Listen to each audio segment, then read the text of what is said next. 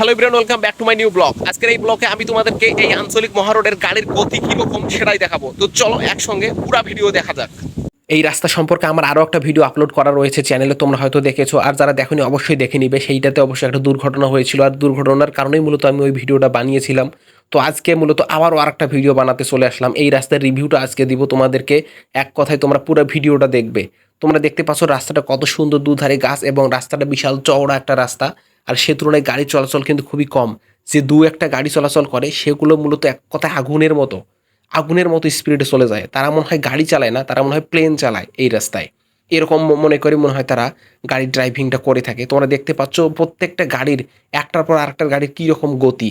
তো যাই হোক, বিষয়টা হচ্ছে শহর থেকে যে ছেলেপেলেরা প্রাইভেট কার নিয়ে আসে এবং বাইক রেস করার জন্য আসে, তারা মূলত পাগল হয়ে যায় এই রাস্তায়।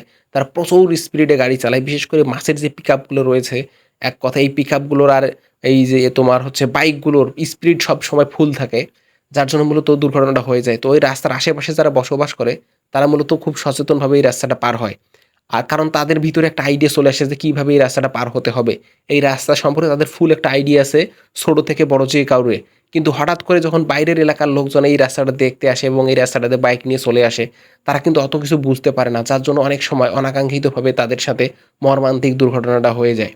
তোমরা আমার যারা ওই ভিডিওটা দেখেছো, তোমরা দেখেছো যে ওই ভিডিওটাতে একটা পিক আপকে, মানে একটা বাস না সরি একটা ট্রাক একটা অটো রিক্সাকে এক কথায় মেরে দিয়ে চলে গিয়েছিল। সেই সময় একটা মানুষও মারা গিয়েছিল। তো যাই হোক, আজকে এ পর্যন্তই, দেখাবো অন্য কোনো দিন অন্য কোনো ভিডিওতে। আসসালামু আলাইকুম।